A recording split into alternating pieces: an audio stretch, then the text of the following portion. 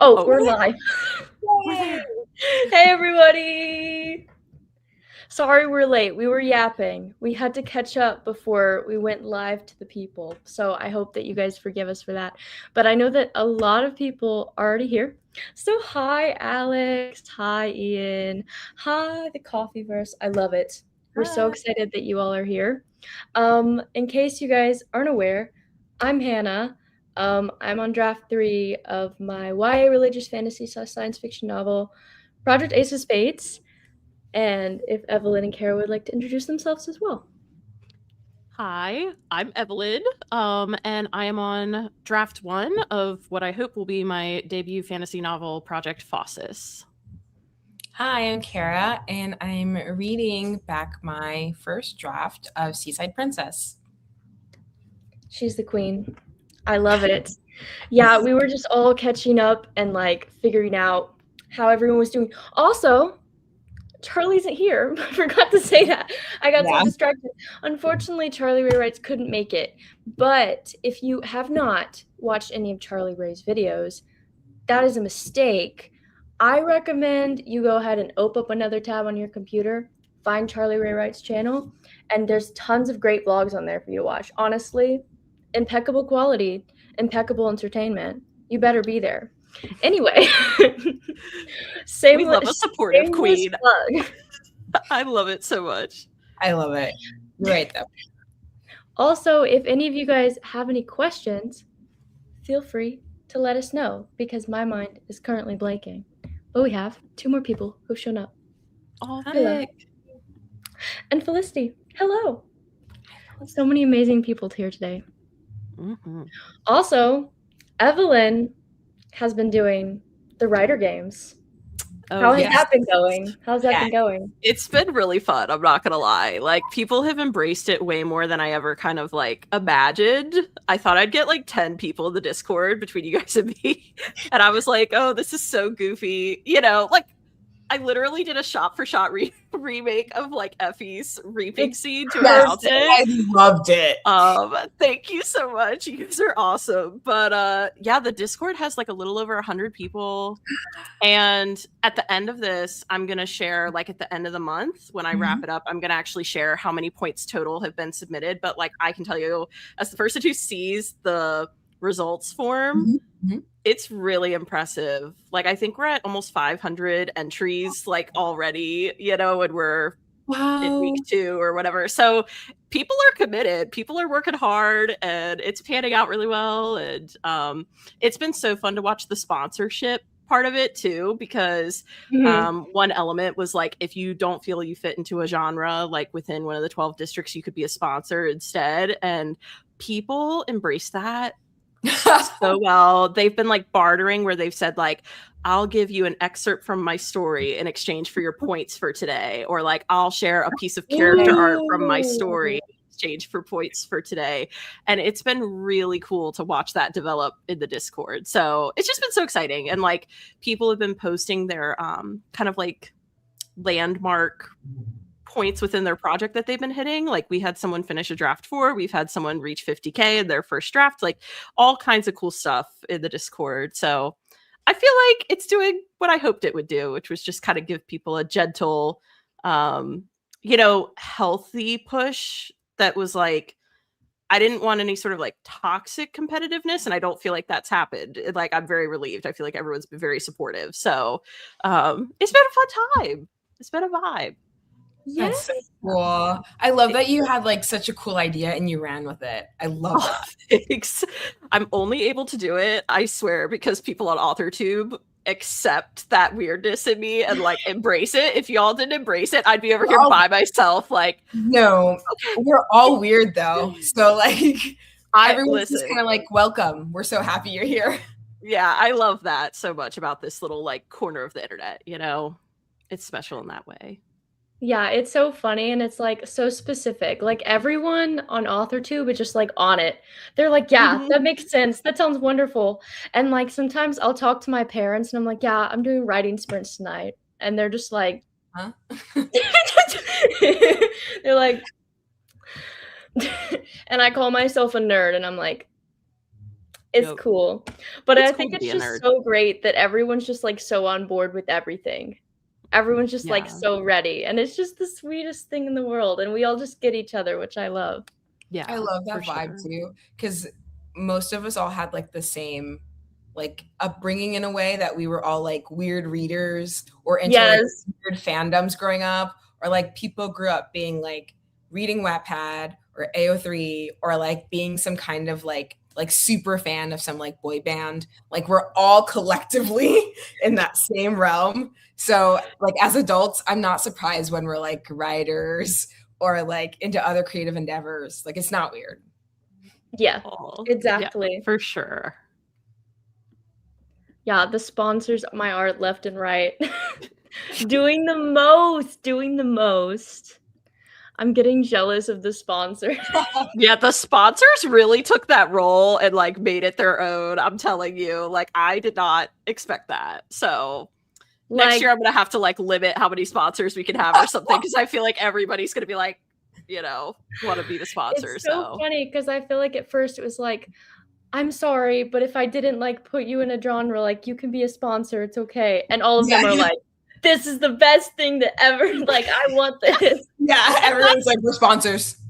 That's totally how it was meant to be. I was like, if you do poetry, you may not fit in one of these, so you could be a sponsor. And there were so many people. Like, it's really not a huge amount, but it's maybe like 10% of the people, went in and they were like, I'm going to be a sponsor. That just sounds fun. And honestly, it has turned into a really cool little facet. So we'll see next year how that like continues on. But yeah, it's been That's really so cool doing it yearly. Everyone's going to be like counting down the days until it starts. I hope so. I hope so. Every year will just be better and better. Yeah, next year will be the second annual writer games, and it'll just keep like going. And then maybe, who knows, if I'm still doing this in 25 years, I'd be surprised. But we have a quarter quell. I was gonna say quarter quell. Do it upright, That'd be pretty wild. Sticking true to the source material. I love it. Mm-hmm. Got to. And nobody's gonna be a tribute next year. I know. I think I really might have to do like a limit of some kind. We'll figure that out. But you're like, you have to apply. You have to be approved. Yeah, you have to be in your resume. Yeah, that really might have to. Something like that may have to happen. I don't know. Or we have some sort of voting system. I don't know. We'll figure it out. Or we draw names. Like they do out of it should be you apply to be a sponsor if you want to do it. And then I'll pull out 10 the names of 10 people that get to be sponsors. That would actually be pretty cool. Dude, your brain is so big. I love it. I love the way that your ideas just come off. I'm so happy that I got to be here to witness. Now you know the twist ahead of time, ahead of next year. You'll know. Yes. I'll be waiting. No one say anything. This is the secret. Everybody in the chat. Yeah. If you came to the stream, now you know. Yeah. Yes, the name draw. Name draw is it. I'll just get I'll thrift like a big fishbowl, like, and put them all in there just like in the movie. And I'll do a live stream where I draw them, and it can be like super intense. Okay, sorry, I'm running away with this. Yeah, we're getting way off track here. That's what this is for. That's what I want. That's what I want. Oh, we have a newcomer. Newcomer. Hi. I'm so happy you're here.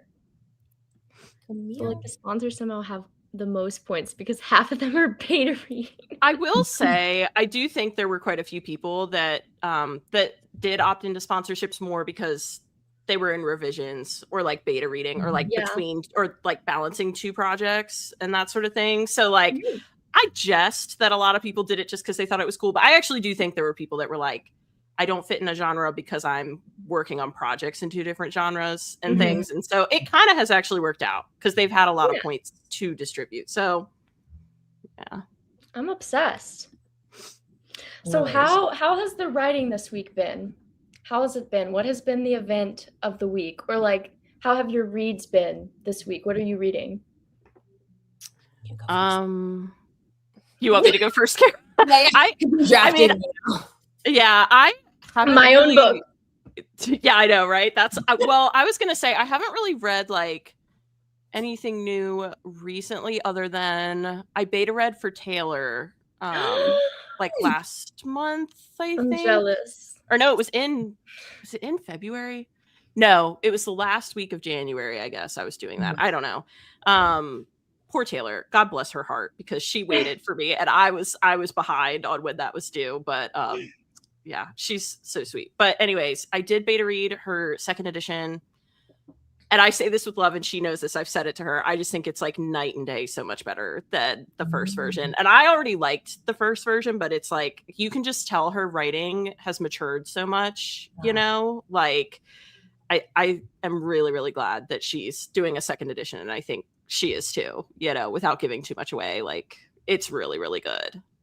I don't want to say too much more because I don't want to give anything away, but I can say, I guess I will say the one thing I will say is one of the things that stands out to me the most is I think her character arcs are much more dynamic and fleshed out this time around, which I love a good character arc. Like I live for that. So that is one thing I can't say that I don't think she would mind me saying, because it's like a very vague compliment. But yeah, it's great things all around. So that was my most recent read.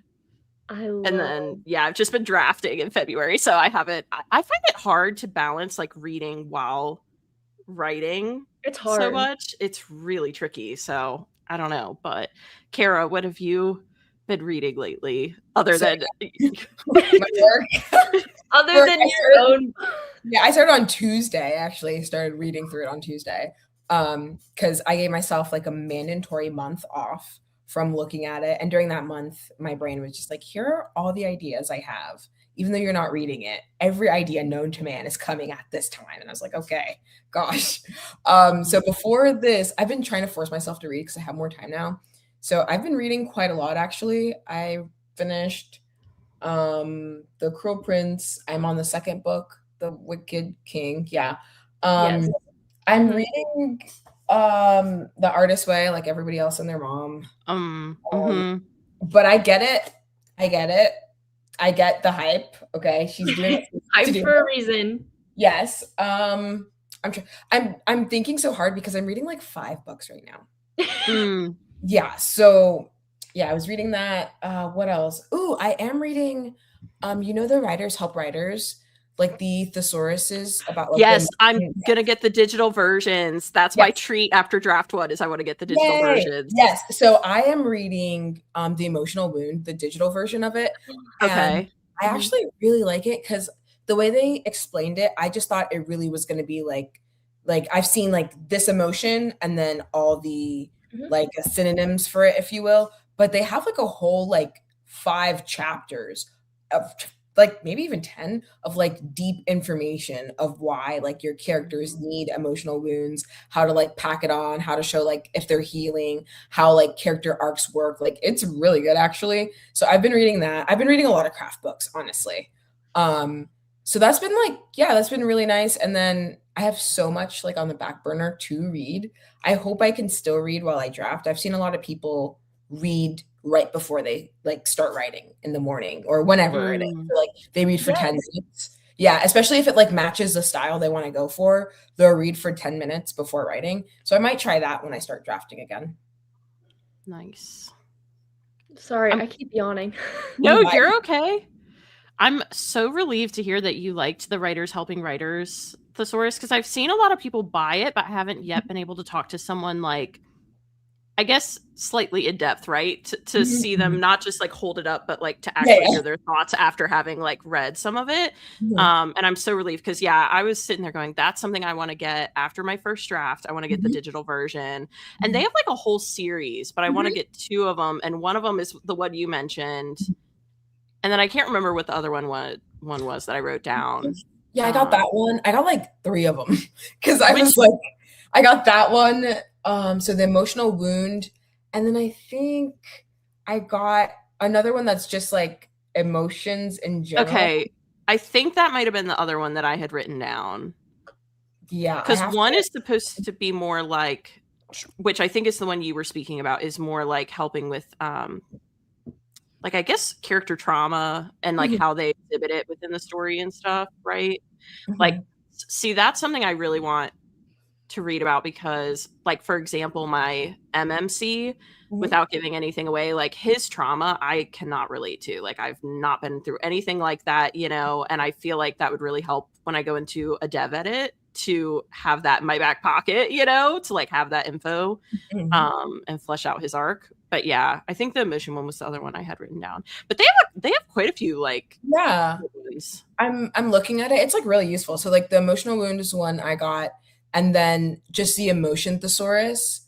Then there's a negative trait thesaurus, and then the positive trait thesaurus. So I got those. Yeah, I think those 4, just because I wanted to make sure, like, because someone else explained the traits kind of have to like blend well with each other too. And I wanted to make sure I was clear per character, even background character, so that when I write them, like the POV makes sense instead of just being, because I really struggled in this draft, and you can tell, with figuring out who my main character is. So after this, before draft 2, I was like, let me read these and give her like clear ones, because they also tell you like actions that they would take and like things that they would frequently say that like show like how they have this emotional wound or this positive like emotion. So it's really helpful to like do a lot of showing, not telling. Right. Yeah. No, that sounds incredible. Now I'm just even more sold. Like I can't wait to finish my first draft and just get those same day. And you said you have the digital version, Kara? Yes. Because you can still highlight and stuff in the digital version, right? Yeah, like you can still make notes and okay. Because yeah, that's all I care about really. Yeah, I was gonna buy them, but I really should be on a book buying ban. Like I literally have no vision. But like I'm looking at this, I'm looking at my, oh yeah, that's the other book I forgot to mention. I'm also reading Vow of Thieves. Now this was a birthday gift, okay? Like the duology, this one right here. So, oh, that is beautiful. They're gorgeous. But this was a birthday gift, so this wasn't a purchase, okay? So I get the clear on this. But like I have so much, like my physical TBR is massive. So I was like, I don't think I can justify buying these physically. I'm gonna have to do a digital version. But I'm happy that I did. Yeah. No, that's smart. I feel like too, and I'm all for obviously supporting authors and everything, but there's a pretty big like, as someone who I'm, you know, an older student back in school, it's a pretty big price difference, if I remember too, between the digital and the physical. Yeah. Like, not gonna lie, it's a pretty big jump. So I was like, yeah, digital it is. That way I could load up on a few of them. Yeah, I'm happy though that I got the Artist Way physically, because I love, I actually like thrifted it basically. I love like highlighting. I'm a very tactile like highlighter, like annotating and stuff like that. So I actually quite enjoy that. And then also because I'm going to like look back at it, but I might end up getting them physically, the Writers Help Writers, eventually. I don't know, maybe if I get to draft 3 and I'm like, this is still not giving what it needs to give, like arc wise, then I might have to. Yeah. Yeah. Anyway, Hannah, we want to hear about you. Oh, sorry. I was just listening. And every time I hear about the emotional thesaurus, I remember that I left it at me and my husband's apartment back home. I remember that I leave it every time. I never remember to get it. When I come back here to my parents' house, I never remember. Oh my gosh. It's okay though. One day I'll remember that it exists. You just gotta like take pictures on your phone or something. Like while you're at the apartment, you need to just like flip to the certain pages. Yeah. It's like I have the physical copy. It's just not where I am. Yeah. Yeah. It's so crazy. I did miss some comments though. So about the beta reading, Felicity says, I imagine you're slow because you give insane notes. I was trying. I don't know how helpful my notes were. And Taylor made a comment. It was so funny. So I don't beta read a ton. And I am very cautious and aware always of I don't want to hurt people's feelings. So like anytime I would put even a small note, like maybe you could put this word here instead, I would be like, but it's totally just a suggestion.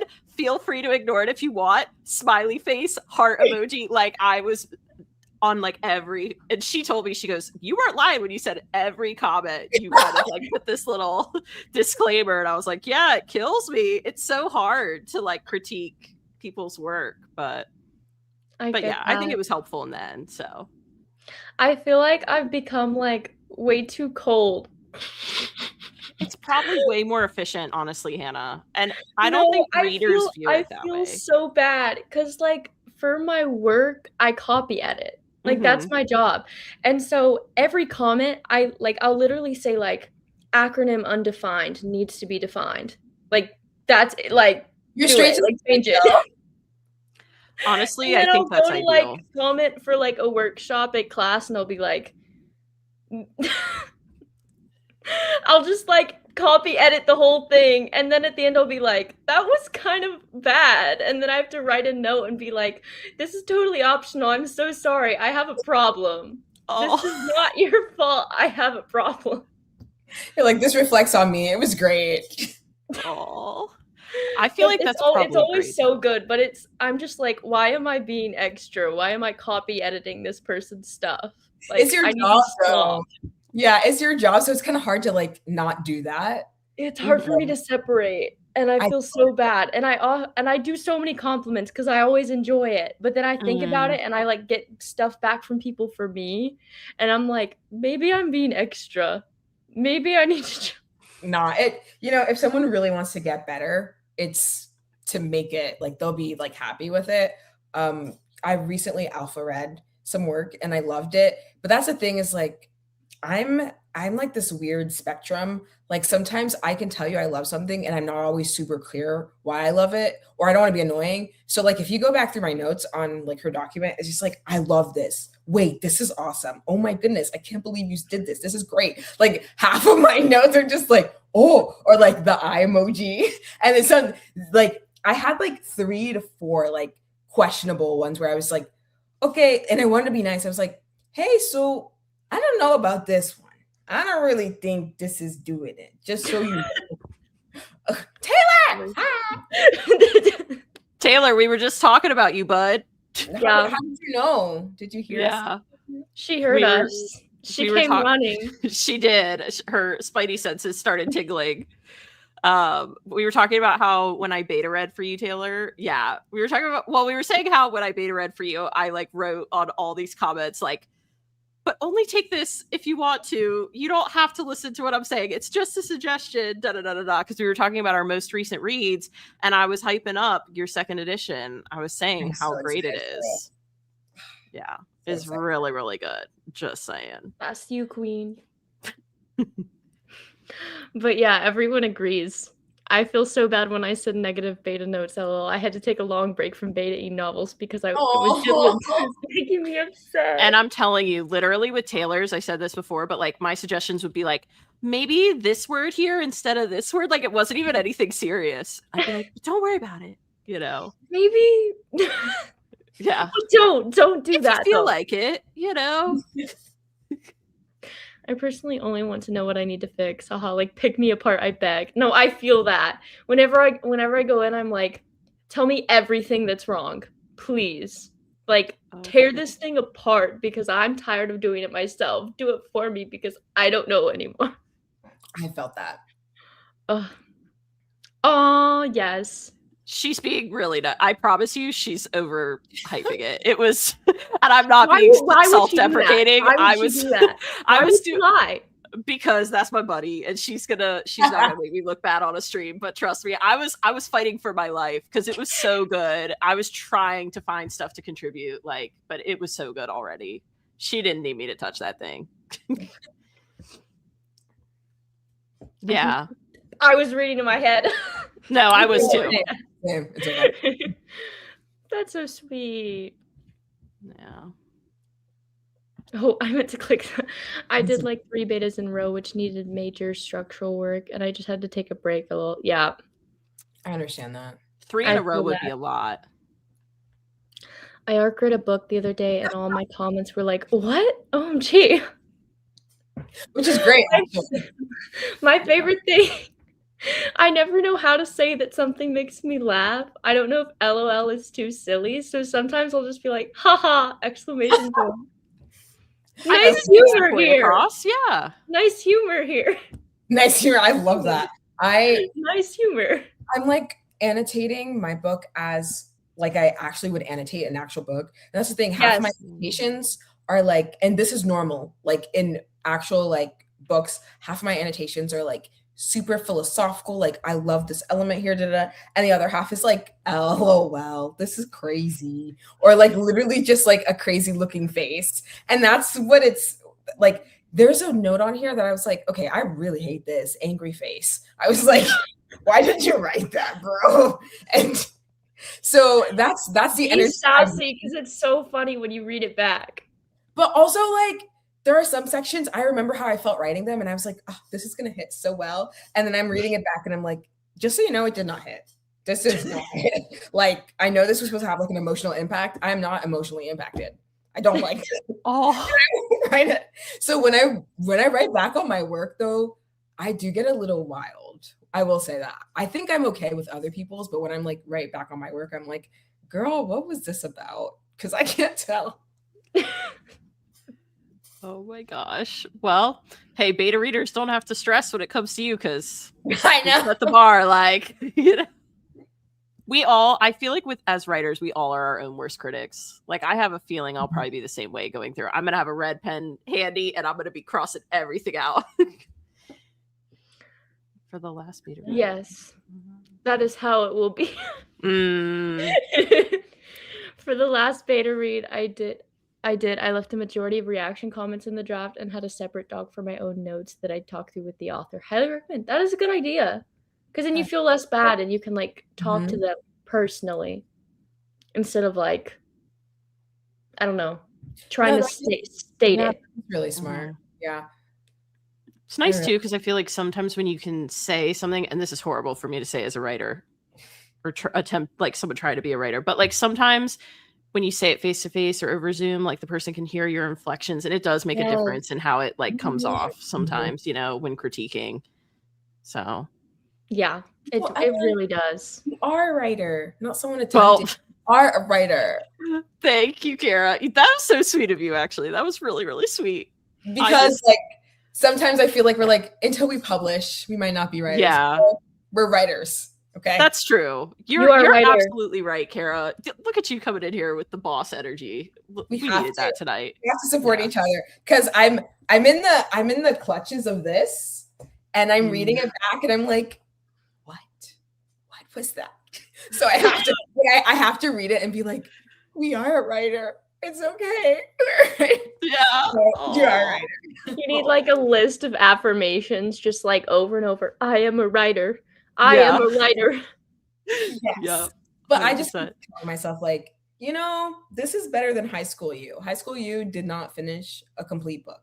You just wrote chapters on Wattpad and they were really bad. So this is much better than that. And like we were talking about earlier, you're part of the 2% now. You've already, just by finishing, done something that 98% of the population can't do or hasn't done. They probably, you know, there probably are people that could do it if they really, really tried, but they won't do it because it's a lot of effort and work and time and creativity. Yeah. So it's also like people say they want to and they don't, but you did. Yeah, exactly. You did too. And Evelyn's right behind us. She's coming. Oh yeah, I'm coming up fast. Yes, I can't wait. You're so close too. You're so close. I'm so close. It's killing me. I need to like, I feel like every time one of your streams pops up, I'm like busy and I can't be there, or I like join in like the last 10 seconds. And I'm like, hi, Evelyn. And you're like, hi, Hannah. And I'm like, bye, Evelyn. Yeah, I'm always like, Hannah's here, friend of the channel. You're like, I've been here the whole time. And I'm like, no, I just got here. It's hard though. Listen, we're all three of us, like we're all in school and doing things, like, you know, life is busy. Yeah. I think that's why I need to be joining all of them now though, until you finish, because I need to be there. Well, I'm gonna hit 100K on the next one. I don't know when it'll be, but it's coming. That's why it's so hard, honestly. That's why it's so hard to like finish a book like right now in this day and age, just because like people gotta work, people gotta pay, you gotta eat. Yeah. So it's like, like I remember writing some of this draft like in the car while I'm waiting to like pick up a sibling. I'm like, okay, or like right after such and such thing, I'm like, okay, I felt a couple more words, just a few more words. Yeah. I mean, it's crazy. I've seen people who are like stay-at-home moms too, that are like, I write on my phone while trying to like go to bed at night because that's the only time I have peace and quiet, like to myself, you know. But Taylor. Hey, we're all part of the army that's supporting you. You know that. Yeah, that's true. The AuthorTube army is pretty incredible. And I love that. Honestly, one of the best perks. 100%. Oh. And let me tell you, that third book, y'all ain't ready. No. Because Taylor told me some things. I'm not saying anything more than that, but y'all ain't ready. Yeah, I was waiting to read the whole series for the second edition. Because I was like, I'm going to read it. Like, once the second edition is out, I'm going to read it all the way through. And I'm not ready. I'm not ready. I already know. I don't think I could have survived if it had been like, gone through the first one yet. And because the TBR is so long. But I'm just gonna have to experience it. It's okay. That's okay. Yeah. Yeah, I think if you wait and experience like the second edition, you're not any worse off for that or anything. You know what I mean? Like, you'll still get the full Venture experience. Taylor. That's the third one. I'm telling you. I don't want to say anything. Not my story, but y'all ain't ready. That's all. Not my story, but it's crazy. My story, but I'm so excited. I am so excited. I love that though. I love seeing all like the variety of stories on AuthorTube. Like when you finally have someone sit down and tell you like, this is what my story is about. I'm like, where did you get that from, bro? That's crazy. I'm like, so why are you not in the market yet? I haven't seen that book. Where is it? Okay, let me say this though. You know what we need in our AuthorTube collection, or what I'm missing from my collection of AuthorTubers? I need like, and I guess maybe these are video essayists probably fall in this category, right? But like, I would love to find an AuthorTuber who does nonfiction, but does like quirky nonfiction. Like, for example, my cousin Lily the other day was telling me she is reading a nonfiction book about rats in New York City and like why the rat population is the way it is in New York City. And I was like, these are the people that are missing from AuthorTube. People writing stuff like this, like, you know. I want updates on that. Let me look it up. Yeah, I'm gonna look it up. I'm working on Project Rat today. Because I wrote it down. I'm sorry. I love that. So, like in one of my videos, I had talked about like when I was talking about like not having writer's block and like all the things that you could do because you technically don't have writer's block. I talked about how like you should read more nonfiction and like more random things. And so like I literally talked about like some girl talking about how she just read about trees. Like she went to the library and found books on trees. And I was like, but like, why not? Why aren't we reading books about trees and rats? I love that. Yeah, me too. That's why I love reading. I have an entire shelf of just nonfiction books on ballet. And I love it. Like that's my secret little like obsession. And those are annotated to high heaven and stuff. Because my dream project, I have a project on the back burner that I researched in depth like years ago. And I want to do a ballet. It won't be nonfiction, but I want to like do a historical fiction based on some history around ballet. But anyways, I won't go too deep into that. But I just so you know, I'm sad. I'm excited. You're sad for that one. I hope I could do it justice when I eventually decide to take it on. I want to wait till I've like got a couple books under my belt and got my craft, like, you know, because that's like my heart story, you know, so I want to like see child. I got it. Yeah. But the book I was mentioning about rats, it's called Rats: Observations on the History and Habitat of the City's Most Unwanted Inhabitants. And it's by Robert Sullivan. And on the cover, it just has a picture of a rat, like in the shade, like vertically. Yeah. And she said it was really good. And she's pretty discerning. So I definitely want to get a copy and read it. Yes. You know, I'm going to be reading that. I just have to make myself do certain things because sometimes my brain is like, hey, I don't want to read this. And I'm like, yes, you do. You just haven't gotten deep enough into it. Valid. Yeah, I read this one book that's like, I think it's fairly popular. It's called Why Zebras Don't Have Ulcers. And I was like, wait, this is so interesting. Basically, it's just saying that like zebras don't have ulcers because when they've finished running away from whatever the threat is, their blood stops clotting. But we don't have any, like we never have any threats like that anymore, but we stay stressing. So like our blood continues to clot, like in bad traffic and in like bad situations. So we end up with like ulcers and other diseases. Again, though, I am a STEM medical major, so that might tell you everything you need to know. But it was really fun. I was like, oh, wow. That's so cool. That sounds really cool. We need a nonfiction book club, guys. What is happening? Like, to force us who love to write like fantasy and romance and all that stuff, to force us to read the nonfiction. So I say that as someone that realistically in reality. Yeah. I mean, I don't know that I could actually do it, but like in a dream scenario, if I had the time, like how fun would that be? I just have to stop myself a lot of times. I'm like, you're being a fool. Just like for example, Pride and Prejudice. Reading that, I know it's not nonfiction, but trying to read that like physically took forever. And I was like, let's just listen to the audiobook. And I was like, wait, I love that. I love it so much. Like, why didn't I just read it? Valid. Do you guys have feelings on the? Well, never mind. I'm taking the conversation way off, but I'm. I know me watching the timers slowly increase. I know. Okay, last quick. I'll make this very, very quick because it's kind of like piggybacking on what Kara said. I want to know now that you've said it. I know what you're. Do you know what I'm gonna say? Yes, ma'am. Keep going. Okay. Do you all have feelings about the Wuthering Heights movie coming out? Like, do you have any opinions? Because I have read Wuthering Heights. It's been a long time. Mm-hmm. And really, I guess it's Wuthering Heights. Like, people pronounce it Wuthering, and I think it's Wuthering Heights. It's like W-U-T. Like, I don't know. I think there is a slight difference in pronunciation. But I have to say, when I read that book, and maybe it just wasn't sinking in, okay? Maybe I just was not appreciating it. I do not remember thinking, wow, what a romance. Like, most people have that. Yeah, that was not what I was left with. Now it's been a while since I've read it, but I'm seeing a lot of people kind of with similar critiques of the movie where they're just like, this is not Wuthering Heights. Like, you could call it Wuthering Heights, but this is not Wuthering Heights, you know? So I'm kind of curious to see like how it pans out. I mean, it looks artistically kind of like a cool movie, but I don't know that it aligns with the book really. But yeah, that's my little. Because I haven't read it, I can't go into depth, but and it's on my like list of books to read. But even before the movie came out, I would listen to people talk about it. So I watch a lot of, I guess this is a random thing, but I watch a lot of Spanish booktubers. So this one girl who was she was talking about it, and this was way before the movie, and she was just like, yeah, this book is a little tough. It's not giving romance. Like, she's like, this is not what I thought it would be. She loved it though. So for me, I can't like be super deep about it, but for me, I think they were going for sensual. Did they hit?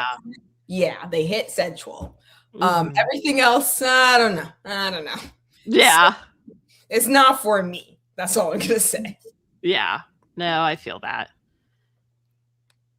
Sorry, Hannah. I feel like we got you way. I in particular took you way. Oh, that's right. Araya does have her bear hunting memoir. That's true. That's true. Ooh. Yes. I need to look that up. I have no idea what that is. Bye, Taylor. Oh, bye, Taylor. For all the love. Ooh, one fic, one non-fic. That's smart.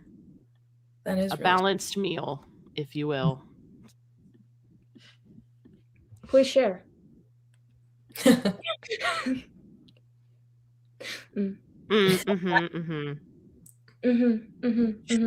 Oh, that actually makes so much sense, because now, since we primarily read romance, or like romance is such like a big thing, it's hard to say like subplot of romance. Like, it was always like understanding, but we bring it so much more like in the forefront now that we have a hard time. Yeah, also like tropes and stuff.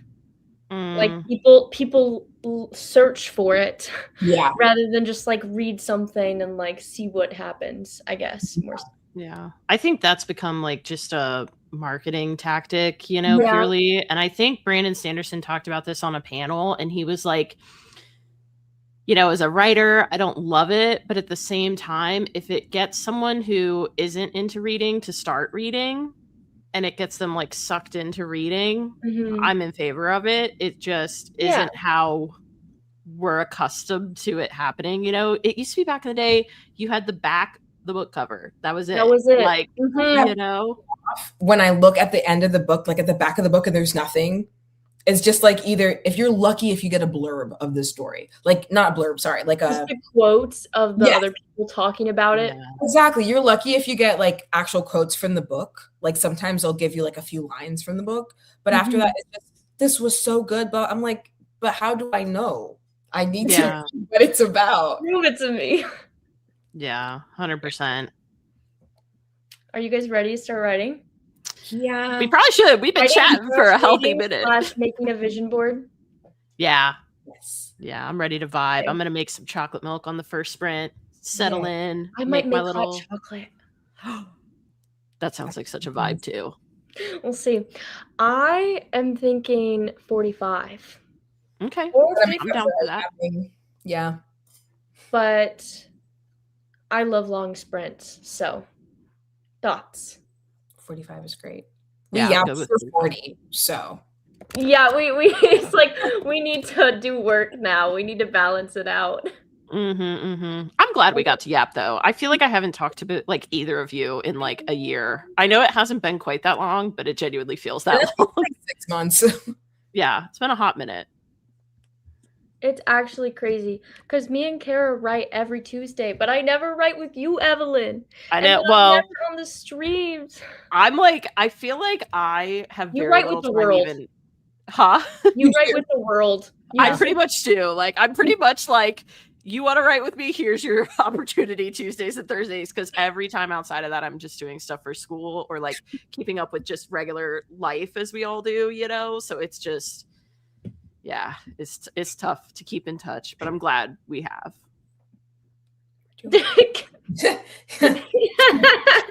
I know. You don't get a choice. This is our sorry. Hannah's calling the shots here. I have a problem. No, it's because I felt so bad because I used to be like, well, what does everyone want to do? And then it would like be 5 minutes until we decided something. Valid. No offense, people.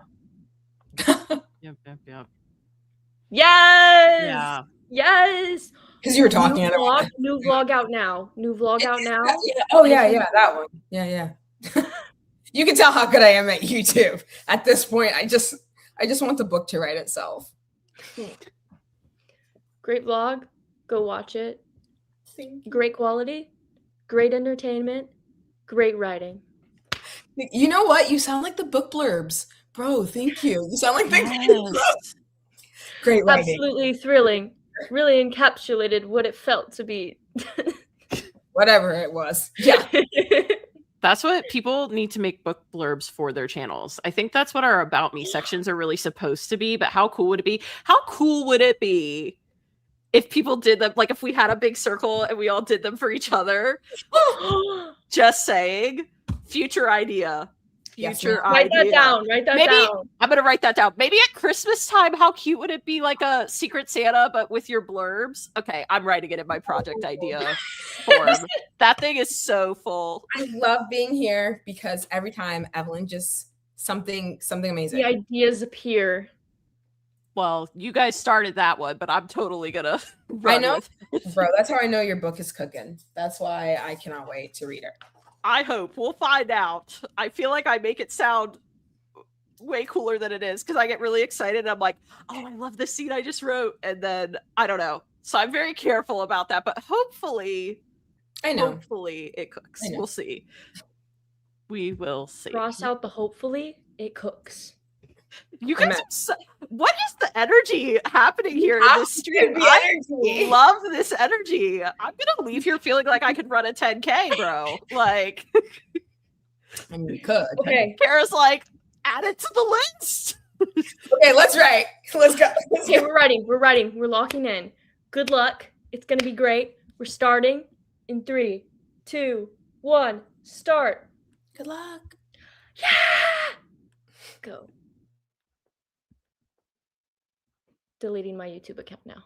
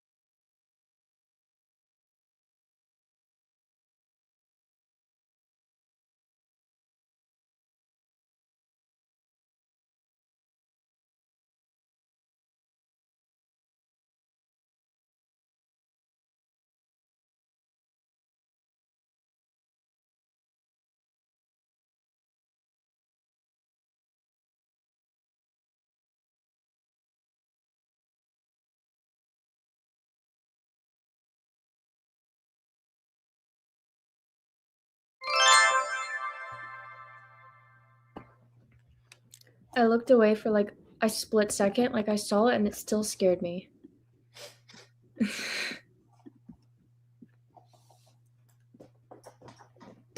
How'd it go?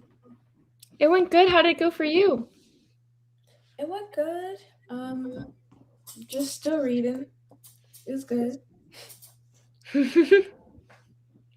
Any good? What were you doing? Yeah, both, a little bit of both. It was, I think do you remember that after our first time we streamed, that little section I had read to you guys? Mhm. Yeah, I Evelyn's think muted. what'd you say? Huh? I couldn't hear you say. Evelyn's muted. Yes, you're muted. Just saying that. Yep, I'm back. Sorry, I forgot that on StreamYard I have to like double unmute. But yes, I do remember. I almost want to say something to be like the part with blah blah blah, right? But I'm not going to. I'm gonna keep it tight. But yeah, so I think this is a chapter that has it, because I was like, how much more do I have till this chapter ends? Again, I'm trying not to rush myself, but I want to finish. But it's it's not that bad. It's more so like, man, I'm excited for when I can rewrite this so that the characters can seem more real and less like it's just not giving what I know it could give. So at least I'm grateful. Nobody has to like write a draft one and then that's it. Cause then we would all be doomed. Oh yeah, 100%. How'd it go for you, Evelyn? It went fine. I'm realizing that I may not be able to actually do these chapter like vision boards anymore because I feel like they're actually getting too spoilery because I'm in the last like few chapters. I also am realizing that there are some things that I was looking up on Pinterest. And it was like, keep in mind our Pinterest guidelines because my ending of my book is not the most peaceful. And I was like, I don't need to get flagged and like put on some, I don't know, like list somewhere of people to watch. So I think I might start Be on the list. I mean, I don't know. I'm either gonna like not make the vision boards, or I'm gonna have a lot of really abstract like things on there. We'll see. But it's coming along, and I'm definitely enjoying just like chilling with the girls and doing a vision board. Honestly, I needed that, just like cozy, downtime a little bit. So nice. Yeah. How'd it go for you, Hannah? It went pretty good. I don't think I told the stream this, but I told them before we started. I'm trying to work on like a Wikipedia entry for my world because it was it was recommended by my thesis director to kind of like simplify everything because my world is quite complicated and that can make it a bit confusing to readers to understand in like ways that could be unnecessary. And so like just figuring out like what I could cut, what I'm trying to make fit but doesn't really fit, like what I need to change to make things be more logical. Because, I've thought about this world for a long time. And so it's easier for me to just be like, "Oh, I like the way that it sounds. Like this is cool. Like I love this. Like I think this is cool." But also there are like certain things where it's like I could, instead of referring to something by like two different names, I could refer to it by one. That's the simplest way that I could say something, but like it's so much more complicated than that. But just like figuring out, like summarizing like the history and then like all of the technology things. So I got pretty far, I think. I think I wrote maybe, I'll actually see real quick. How much did I write? It's been so long since I've actually like written. 785. Yay! Oh wow, that's great. So I was in it, but it went very well. So yeah, thank you for asking. And we got a lot of new people in the chat. I need that template because I want to. I will let you know. It's funny. I have like the title of like the technology thing, and then I have like history. I have the association that the technology was created by. I have like how it works. I have like a separate thing that's related to it. Mm-hmm. in a way. This is so hard to explain vaguely. And then like another system of like how setting works, and then like one of the roles that functions within the technology, and then I have like another thing in there of like a specific person that is involved. So yeah, I've only written out sections for 2 of those things though. So That's so yeah. cool.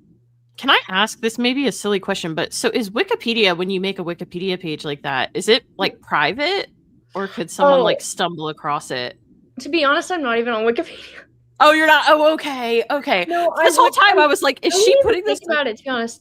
I looked up Wikipedia though. I think I looked up the space race. Cause to me, in my mind, that's like a similar idea to mine. Like I've often compared it to like an alternate instead of the space race this happened. And so I like looked at it to get an idea and like saw like, oh, there's a section of origins, so I can do like a section of history. And there's like development, like how it happened, like stuff like that. But I didn't actually make a page. Okay, so you're doing this in like a Google Doc. Okay, and this makes sense now why Kara was like, I'm gonna need that template. Because I was like, wait a minute. I'm so lost. Like, okay. That makes total sense. So are you using like the headings? If you did it in a Google Doc, like the headings would be what the hyperlinks would normally be in Wikipedia? Yeah, I think I'm gonna make the hyperlinks too. I think it'd be fun. You totally should. I think that's such like a vibe. I can hyperlink to the sections where it's like more in depth. Yeah. But yeah, it's fun. I like it. And it's a lot less stressful because I did spend some of the sprint like looking through the notes that I got on chapters 1 through 7. Because I got feedback on those. And sometimes I'm just like, it still isn't working. What do I do? Oh. And it's just frustrating. But I mean, I was told that I should probably move on, and for good reason, because I've been looking at these chapters and thinking about them obsessively for like a week and a half, if not longer. So it's probably good to move on, even though my brain hates that. So yeah, totally fair. Wait, I have like my computer on the opposite side, so when I go to my monitor, I like get all confused. Today is February 13th, which means I postponed new work, but it's nice to catch the stream. Yay! Oh, I didn't even realize it's Friday the 13th. I know. I was thinking about that when I was like I think I was staying at the StreamYard, and I was like, that's crazy. That is crazy. That's crazy. Charlie's gone. I know. There's your Friday the 13th. Oh my goodness. Also, Rachel's here. Yay! And Margot! Hi, Margot! This is so exciting. Everyone's here. And I saw this and I thought this was so funny. OMG, nobody look at me. I picked up my phone for 1 second and somehow 45 minutes passed. I love that. Queen, I'm so sorry. What? Thank you. I feel that's me in the mornings. I'm like, I'm going to be on my phone 5 minutes after I wake up, and then it's 45 minutes later. What?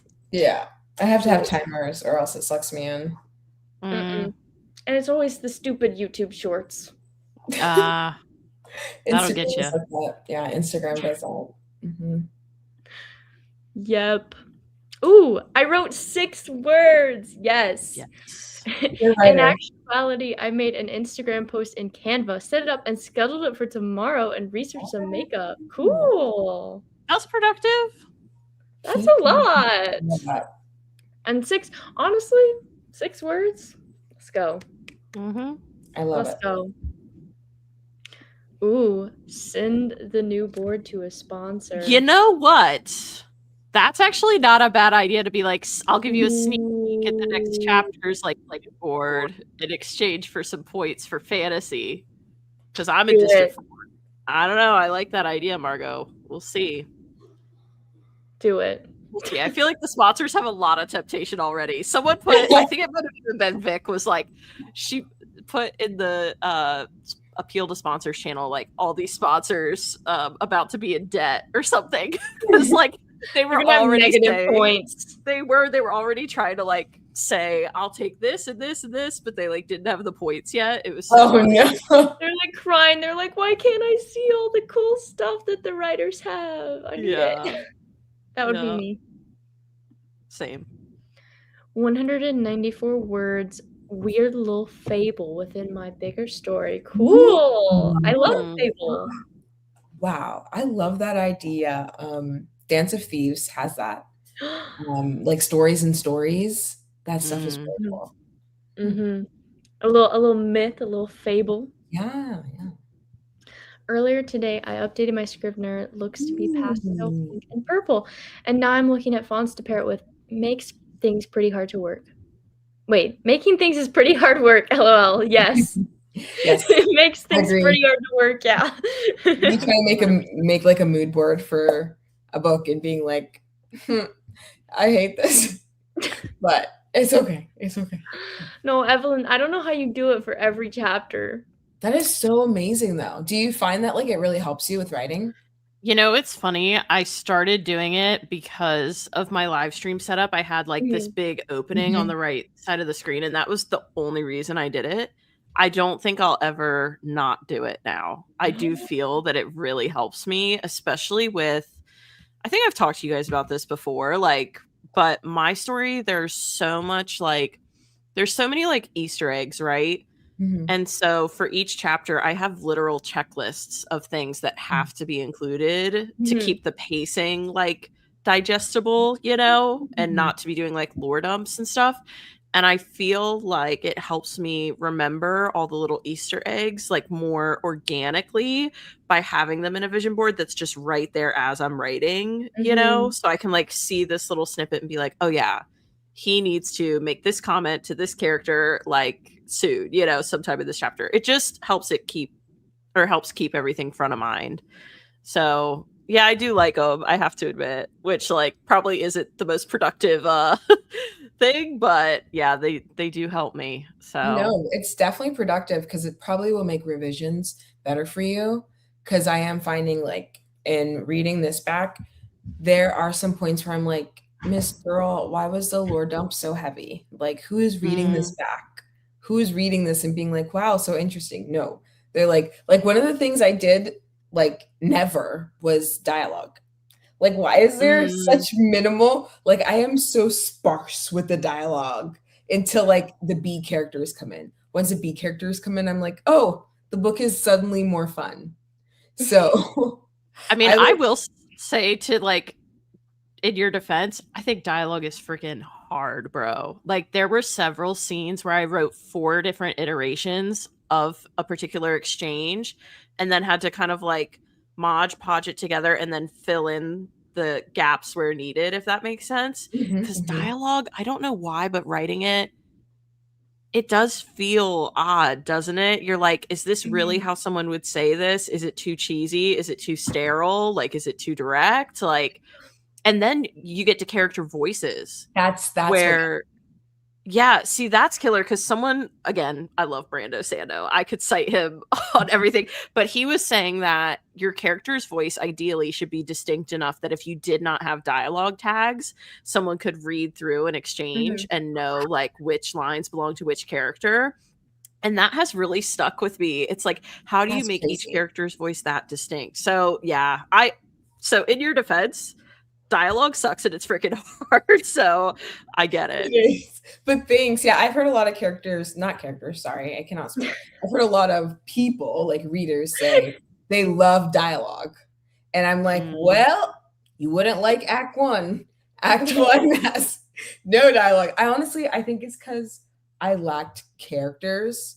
Like there's a main character and a few other people, and like they're just not doing a lot of talking, so it's just interiority and descriptions. So yeah, but anyway, I like your idea of that helping for your pacing because that definitely helps like and for revisions instead of like dumping things and then having to clear it out later and figure out, especially if it's a series and you have to sprinkle things in early. That's really smart.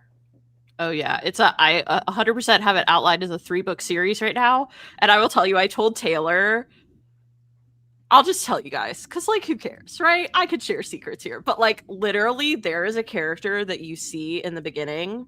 I'm going to try to be as vague as possible while still getting the point across.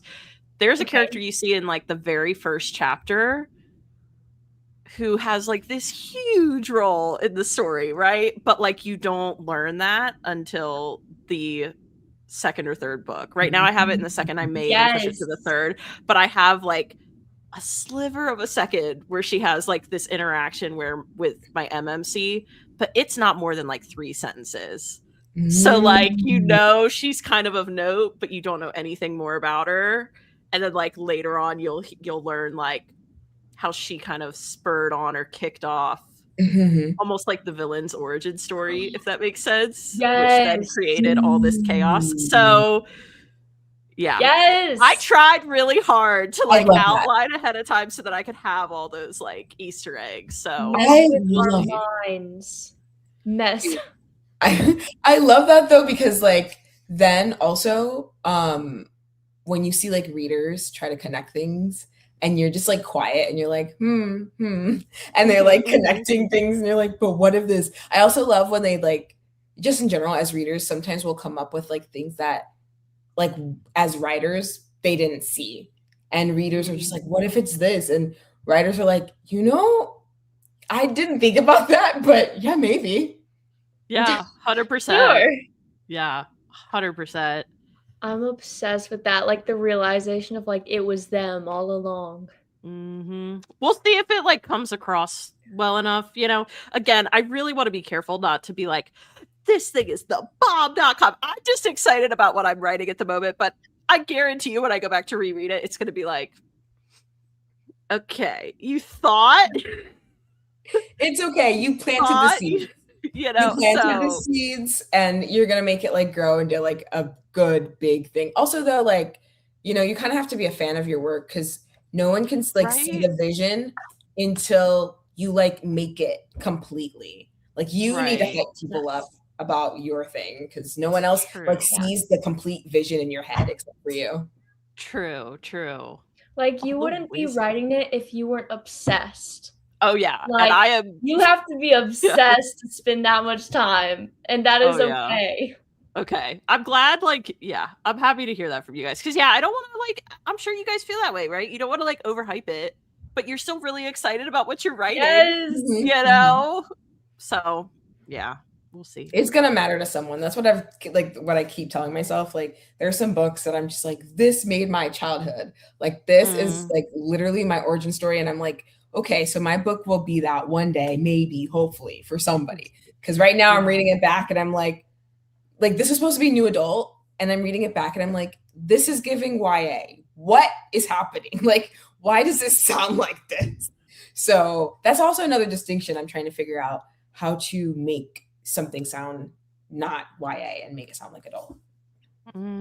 I think Ari and Mick talk about that on a podcast episode. Okay. Oh, on Crafts and Crash Outs. I did not tell you. Craft and Crash Outs. I will look it up. Thank you. I think it was. I'll look for that episode. I think it was Halloween, but it was a good one, because I know I don't remember what one it was, but I know they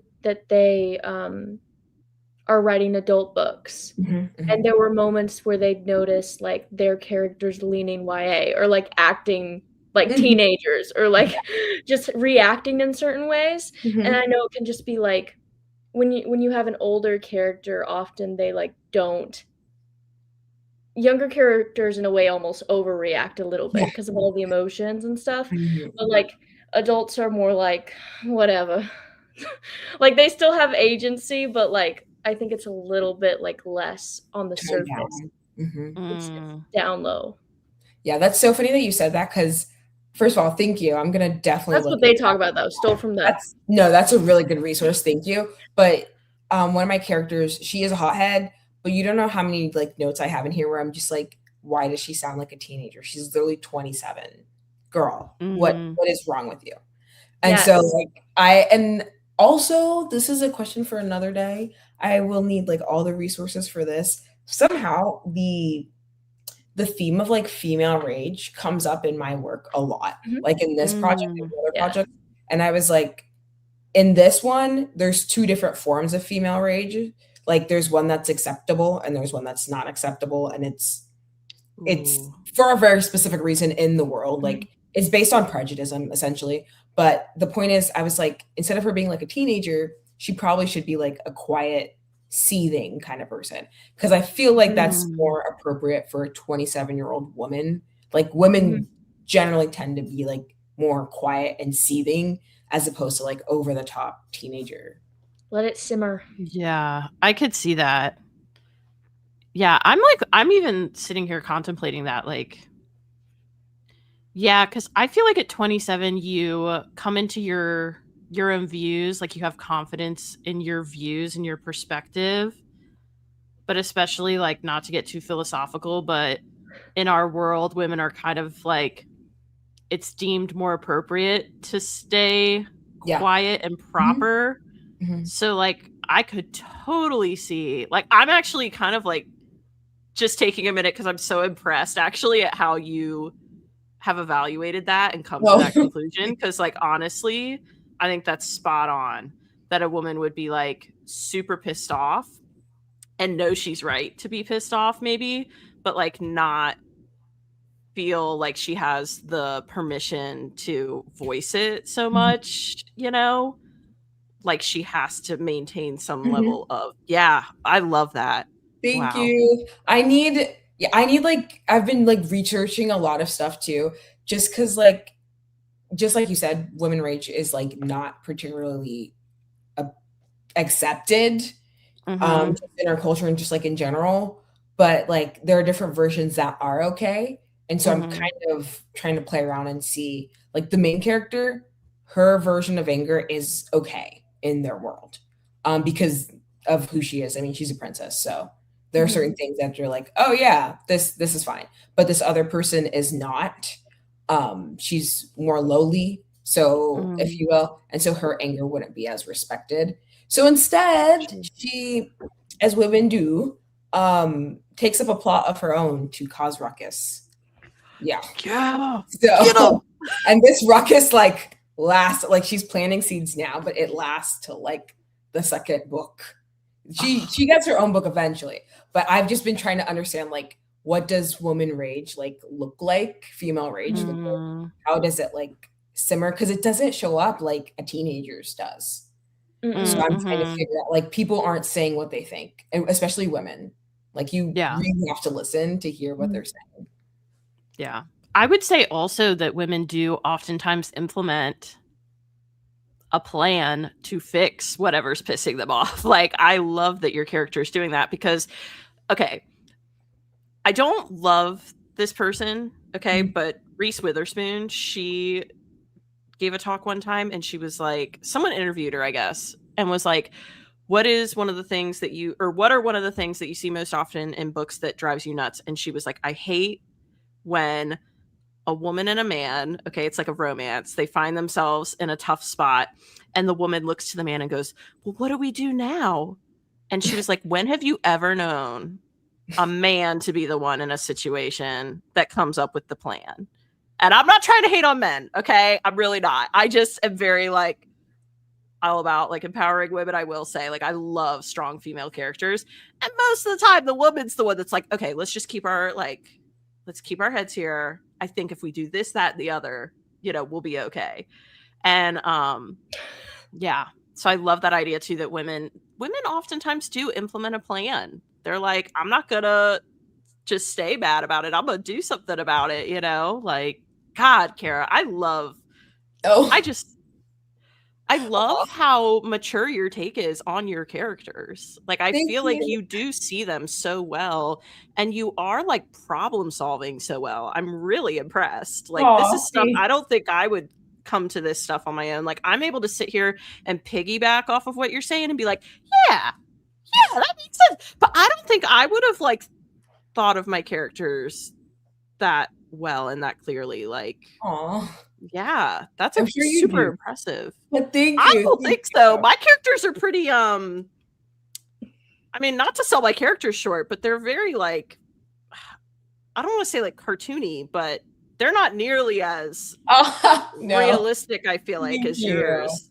I'm I'm very trying. impressed. Oh, thank you. I'm trying. It's because that's the other thing too, is like, not gonna lie, like I've been struggling with my main character because I'm like, Oh. I've been struggling to figure out who she is, which is why the Writer Help Writer series has been really helping. But also Mm. because like one thing that I really appreciate about fiction that people don't talk about enough is that you can explain things much better through fiction because people will not always be able to tell the lesson you're trying to get across until they've ingrained it. Like it's less on the nose. And so as opposed to like nonfiction or like a lesson, a self-care book, a self-help book, in fantasy, like they could be talking about like deep societal issues and nobody's gonna really catch it like until they've ingrained it and they're like, wow, I like that it talked about this, but they can't like tell because it's just through a different means. So that's why I was like, the characters need to, resemble people like multiple issues. And this character, like, she has, like, I understand why she's the way that she is, but I want to make it as like for you to read it and be like, she was crazy for that, but also like me too. I would have done that too. Oh, I love this so much. Oh, I love this so much. This is what's so cool about AuthorTube, and not just AuthorTube, but like the live streaming side of it, where you get to have these conversations in real time and hear about everyone's projects and everyone's different perspectives and takes.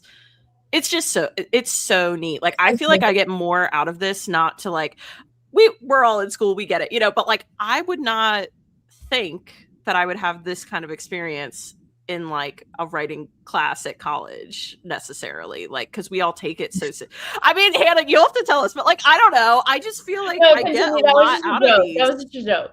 But we want to know, is it like, what is it like is it the same vibe? Are you getting like deep philosophical conversations about your characters, or you're like, he was kind of flat? I would say it's difficult because of like the time constraint and the fact that like just the nature of like how connected you feel with your peers. But I definitely feel like I've learned a lot more just from like the amount that I've read other people's stuff and like talking about how it functions and just like reading other stories and just like seeing it over and over and over. Wow. So I think it's great, but I think that I think Evelyn's right. I feel like AuthorTube is really good because I feel like people may be a bit more open about like, hey, I'm struggling with this. And then someone can be like, hey, I actually am also struggling, but here's what worked for me. And I feel like it is a bit more personal, yeah. I like that. Yeah. And I think it's also, you get a lot of different takes because everyone's writing a bunch of different stuff. I like that because I think it's also because these are passion projects. And so in class, sometimes it's assignments and they're not always passion projects. And so since these are things that we hold like near and dear to our heart, we keep showing up like even after, class is over, these things are still important to us. And so like, I think on Tuesday you told me you would look into something that it wasn't like, is it good or bad? It was like, does it serve the story or not? And when I hear that, like, that's kind of how I went into this. And there are some notes where I'm like, this doesn't serve the story. And it helps like objectify, like make it less emotional and like see it differently. And so that was so helpful because, it's a passion project. You're so emotionally tangled with it that it can be so hard to be like objective until like a peer tells you, no, this was good. It's just this section. And also I think in class, it's kind of hard to read a 90K work like in one day and stuff. Yeah. Yeah, true. No, that's a really important distinction.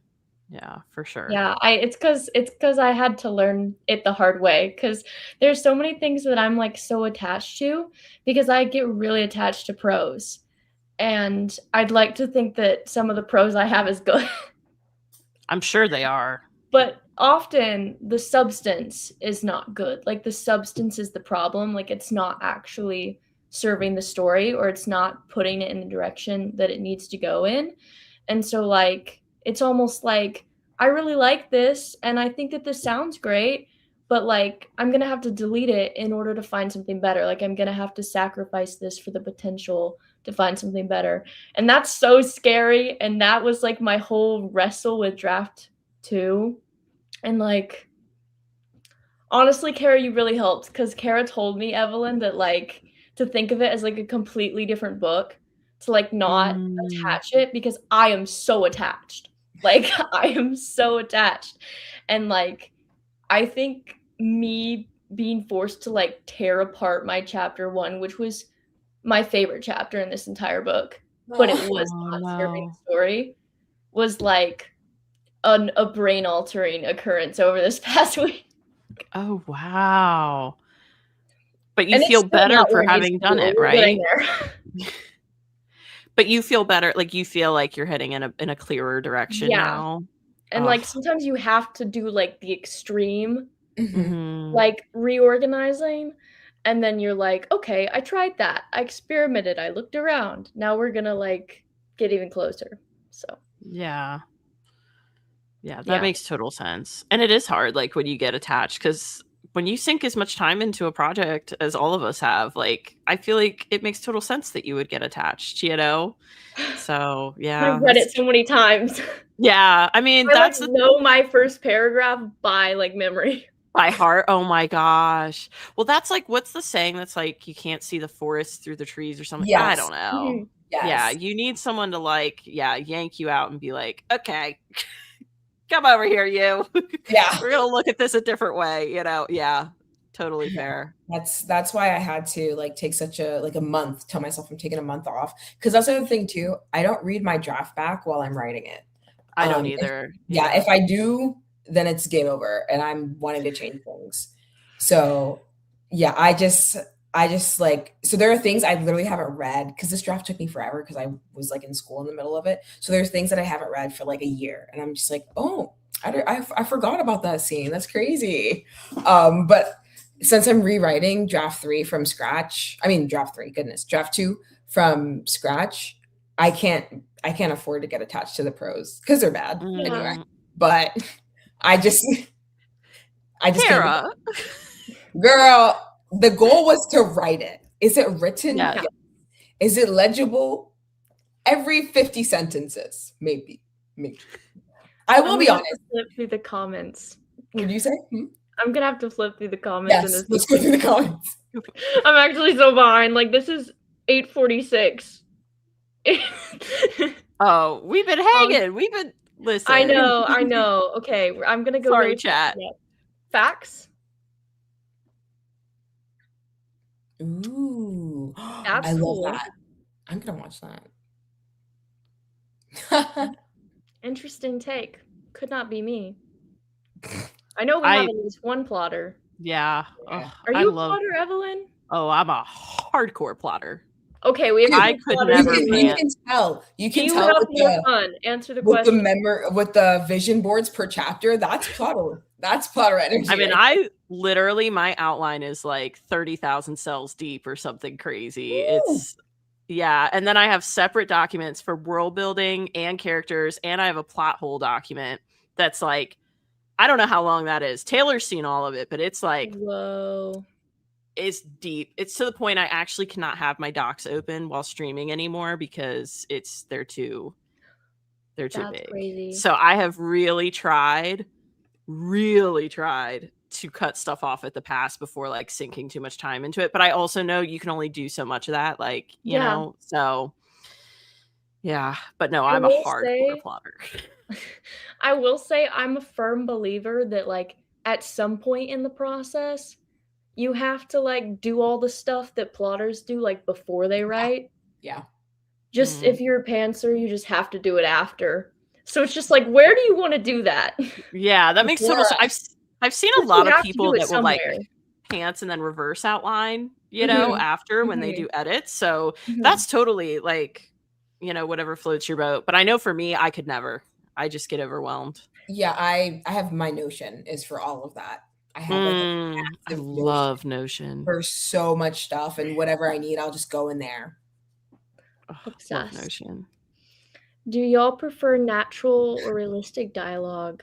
GMO. Or stylized dialogue? I don't know what that means. Yeah, the GMO. I don't know what that means either. Do you know, Kara?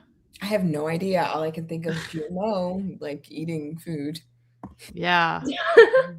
I'm assuming. Well, wait, we have a base. We have natural or stylized. Yeah, that's what I'm assuming. Yeah. I guess natural. I think it depends on the character, to be honest. Like one of my MMC is I call him lovingly, I call him a Carhartt guy. You guys know the Carhartt brand. Mm-hmm.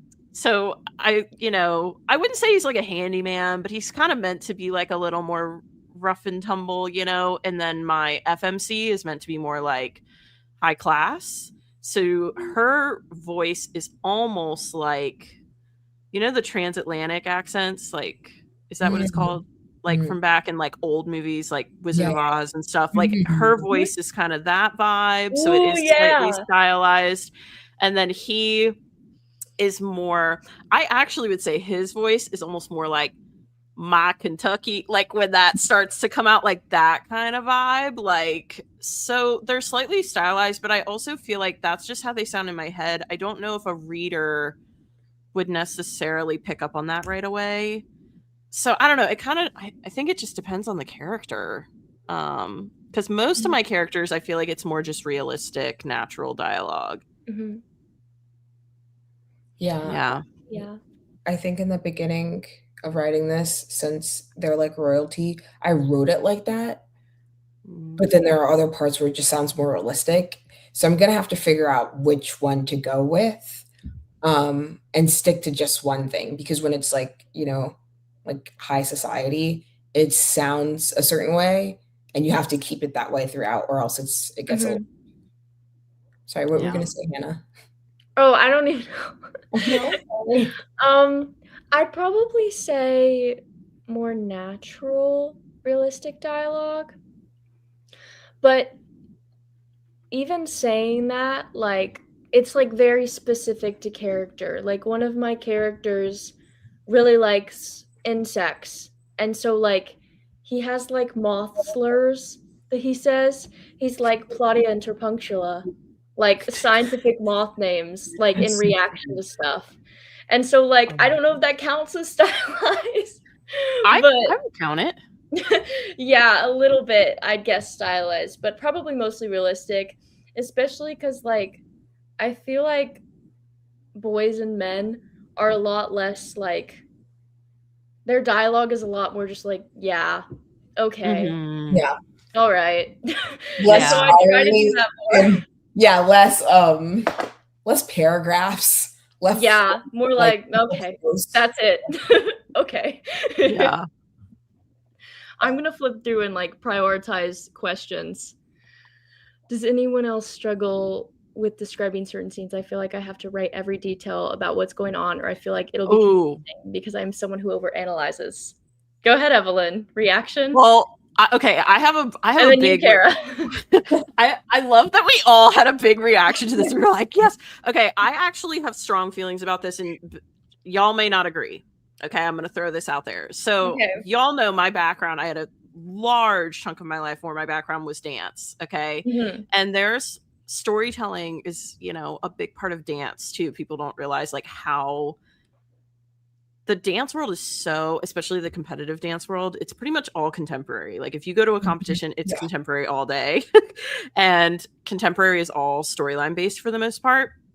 But there are some choreographers that I met who were of the mindset that sometimes the storyline shouldn't be so on the nose. It should be left more open to interpretation because it's more interesting for the viewer to be able to take a very general storyline and attach their own kind of like personal struggles they're going through at the moment and stuff to that storyline and those characters. Like if you see a man and woman on stage wrestling against, other dancers, right?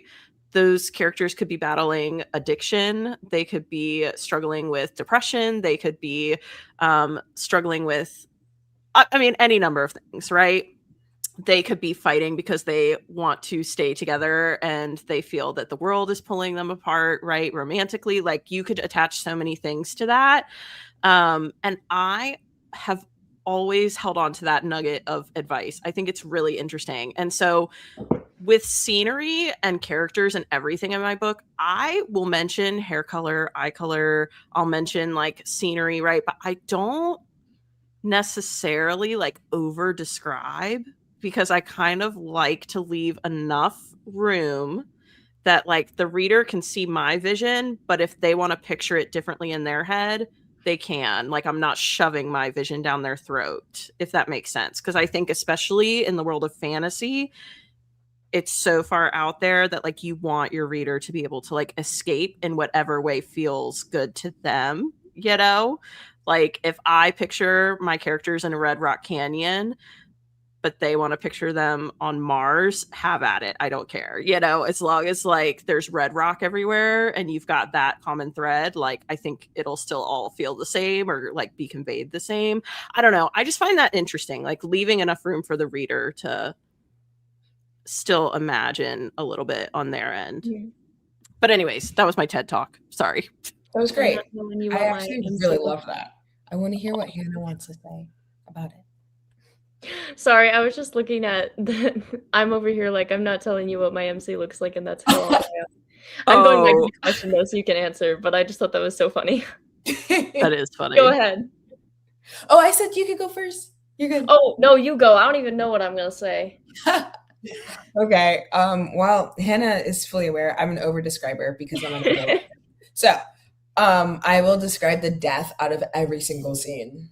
I'm not kidding. Like, and I knew that, like, my like, what's the word I'm looking for? Like, my strength when writing is definitely like description, super atmospheric. I think a lot about like where things are before I write them. And then interiority. Those are the two things I will write to death.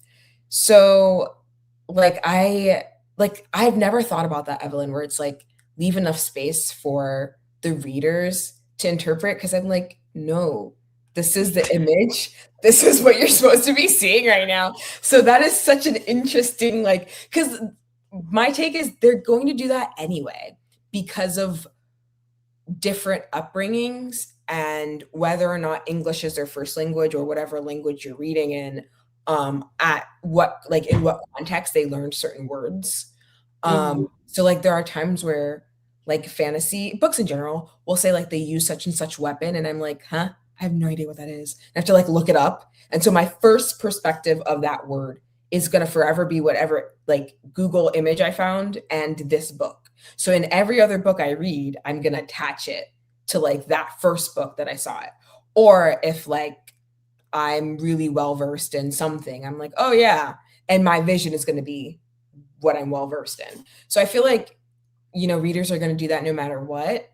But my other thing too is like I could describe it to death and they still might not get it. They'll still be like, how, I don't know if you've read those. I remember growing up reading, like when I was reading Wattpad, and they'll be like, this was like this, that was like this. And I'm trying to think, I'm like, how many arms does this person have? Like, what do you 100%. Yeah, I'm like, how is this hug happening? And then this other, I'm like, wait a minute. So 100%. Sometimes like the way like it's written, it's still not gonna make sense. So I'm working, that's like one of the, I'm gonna try to be better in draft 2, but honestly, draft 2 is more like developmental edits. So maybe draft 3 and draft 4 will be looking at like, hey, Miss Girl, they still don't know what you're talking about. Please stop describing it.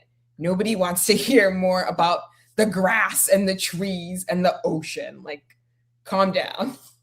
But you know what's interesting? Some people do. Like, some people love that. They want to like have the world painted for them. So I feel like it's totally just your preference as an author. You know what I mean? Like, it's the same thing too. And the thing I was saying about leaving space, great example, like my MMC, and this, I know the question wasn't about characters particularly, but my MMC is going to have blonde hair. How much you want to bet that like half the women that read it are going to picture him brunette? Because brunettes are baddies and brunettes are always like, you know, I'm just saying. Everyone's a brunette to me. Yeah. To me. Every book, dark haired. And that's totally fine. And so that's why I'm like, that's another thing. I'm just like, people could take it and make it their own as long as they enjoy it, you know? But it's so funny. I don't even realize when that happens. Like subconsciously, I'll be like, no, he's a brunette. And then people will make like fan art and I'm like, huh? why is he blonde? And they're like, that's from the source material. I'm like, oh, sorry. Yeah, no, totally. I mean, yeah, that's just part of the joy of reading, I feel like people are going to picture in romances, they're going to picture that ex that they still have feelings for from like, listen, I'm not trying to put us on blast, ladies, but I'm just saying that's going to happen. So you can describe him a certain way all you want, but people are going to picture who they want. So yeah, it's based on what they went through specifically. Yeah. So 100%. Yeah. Your turn, Hannah. Answer the question. I don't know. I literally don't know. You said you're an underwriter. I'm an underwriter. And so, like, I definitely feel like a lot of what I do with editing is I add in more. But the problem with that is that, like, reading over draft 3, I noticed spots where I, like, tried to make it sound good, and it was bad. Like, I was doing too much. And so, like, I feel like it really depends on the scene. I feel like a big problem that I can have is that, like, if I cannot, like, visualize the scene, or if I'm not in my if I'm not in my character's head enough, like, I feel like that's when I struggle, and I just, like, cannot, like, place myself in the scene. Like, that's been a big deal, like, me, like, replacing myself into my character's head. So I feel like my struggle is often, like, not describing enough. But then again, like, there have been, like, so many copy edits that I've gotten where it's like, this is unnecessary. And there are things that I reread from draft 1 and draft 2 where it was like, this is so embarrassing. It was like, his sapphire eyes. I don't feel like that's embarrassing. That's the stuff my I emerald read, eyes, and it's like an anime level, like. Listen, but you have to write that not in a romantic way, like in a friend way. So, but you have to write that to get to what you want, though. Exactly. And I did keep some of them. I kept some of them, but I did delete those. Well, something you told me, I think last week, that was like super helpful because you're fully aware that I will describe the life out of anything. Speaking of which, I had one of my classes in college was like food history or something, and we just had to keep a journal on what we ate and describe it. And to this day, my sister's like, yeah, all you did was like describe bread and describe bread and jam. And I was like, well, that was the assignment. But again, I can happily describe bread and jam. Like, I can describe anything. But I love that joy. Yeah, me too. Yes, but it's also a writer. Yay, through and through. But I like something you told me was like, but what is important in this scene? And also, I think Joy was saying this. She was like, to separate character voices, since she has different POVs, what do they notice? And so based on like those things, yeah, you can help like differentiate like what is important for the scene. And just like you said, you were like, depending on what mental state also the character is supposed to be in. So like these, like someone might say something and that's not an important person to them, or they're not in that mental state, so it just passes over, versus like if they're in a certain state, like if it's the first time going back to their childhood home, they're going to describe it in so much more depth than their like adult home. Great point. That's an awesome point. It was Hannah and Joy. No, I was about to say I agree with that. I agree with myself and Joy. Because like that's like in my mind, like that's what a story is. Like, how is your character experiencing the things that happen to them? Like, there are going to be things that stand out more to them. There are going to be moments that pacing slows because they're so focused. And then there are going to be other things where it's just like, it's like, I told this to you, but it's like when you're driving in a car and you forgot what the drive was because you've done it so many times. Like, it's not important anymore. So like, I love that.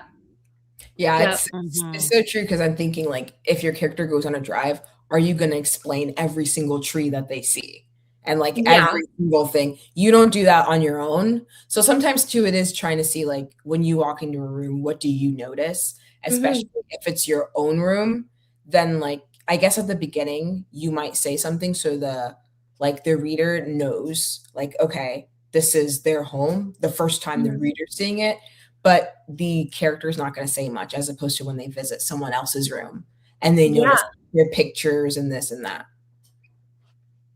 Yeah, I love. totally. That was helpful. That was a good question. No, we missed it. Oh no. Oh, Vic. Bye.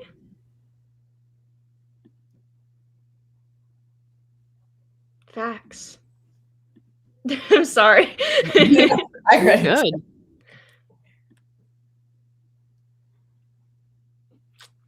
Facts. That is very true, though.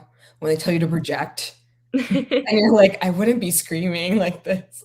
Yes. I think this is to Rachel about the scene stuff. Yeah. Yeah. I'm sorry, it's so quiet. I can't do this and do it. No, you're fine. No, you're good. Hosting is hard, bro. Like you're doing awesome. We also honestly. love talking, so I just don't know where it's okay to be detailed. Too much is going on, and I don't want there to be too many plot holes where people are so confused as to what's happening. It's hard.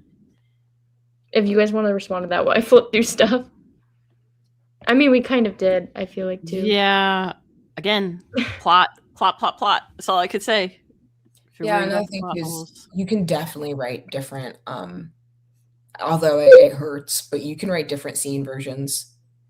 So, and then see like which one is the best for like the continuation of the story. Yes. Sorry. You're fine. I made it through.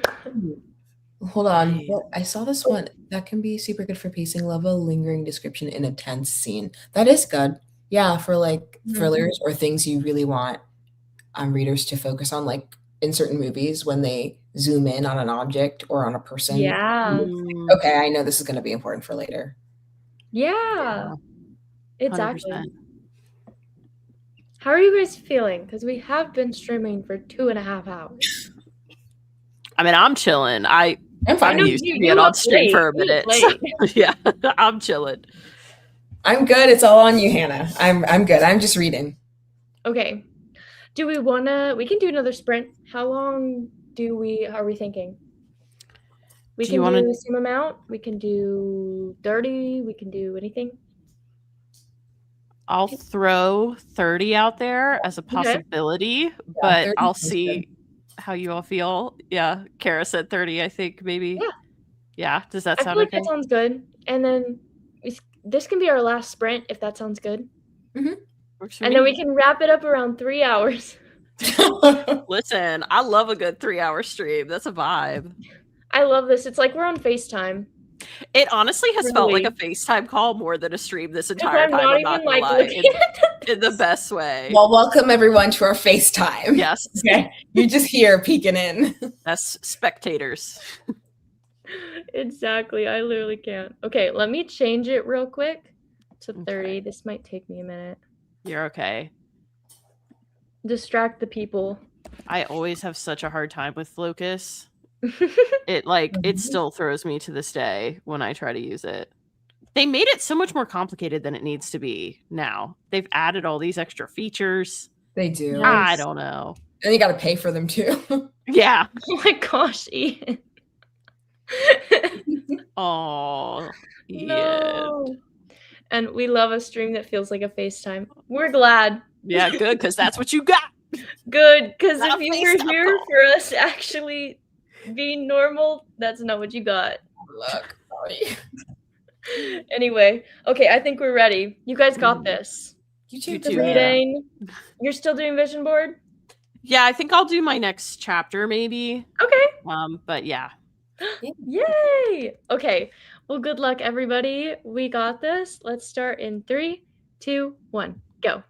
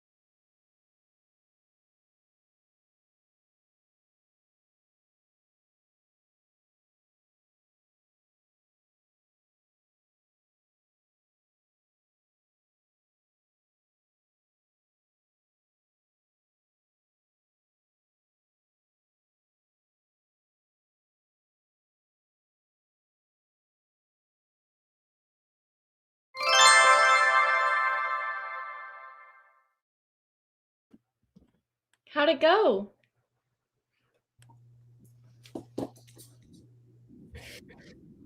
Yay! Your face. You're muted, Evelyn. Oh no! You're fine. So Adam left. Oh, bye, Adam. I swear I'll get the hang of this mic thing eventually at some point. You guys can go first. Do you want to go, Evelyn, or do you want me to go? You could start, Hannah. Why don't you kick us off? Okay. I didn't actually work on my books. I looked at it for like 1 minute and then I was like, I feel a little overwhelmed. And so I worked on my poetry instead because I wrote a poem today and I needed to edit it a little bit because I wasn't happy with it yet. But I think I got it to a good place. So that's good. Nice. Yeah. Awesome. What about you, Evelyn? I finished my chapter 19 vision board. So I could check that off. Yeah, I was going to start another one, but chapter 19 wasn't fully, like I had all the pictures, but I hadn't assembled it yet and everything. And you got to get all the proportions right. You know. So I just kind of fiddle-faddled. I had a great time, honestly. Kara, how did you do? I did fine. I just started chapter 21. So every time I finish a chapter, I'll add like a little like notes section about just like how I felt about it. Like that. So yeah, I'm on chapter 1 and there's only 30 chapters. So that's really exciting to find getting to the end. Which chapter are you on? I'm sorry. 21. Ooh, you're close. Yeah. And so that's really good. So it would be nice. I think it might be pushing it if I think I'm going to finish tomorrow. But maybe I could finish tomorrow, technically. That'd be great. That'd be a great goal to finish tomorrow. And then I can start looking at like other people's notes on it and then reverse outlining too. Yes. Cannot recommend reverse outlining enough. Yeah. Probably saved my book, let's be real. Interesting. Interesting. Yeah. I mean, I've never dabbled in reverse outlining like up to this point. You know, I'm still very early in this whole. Yeah. Sorry. I don't have a good sense of humor. Yeah. No, you're fine. You have a great sense of humor. You're hosting, and hosting is hard. People do not realize it is hard, and you're keeping track of a lot at one time. That's all that's happening. Yeah, it is great.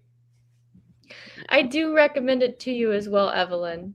Because like the thing that it does is I feel like people do different things through reverse plotting. They either like plot their book the way they want it, like the new plot, or they like plot what happened again into a plot.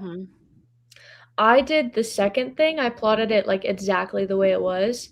And I'm not kidding. Like the process of summarizing what happened in every chapter really consolidated everything and made me realize stuff that did not make sense.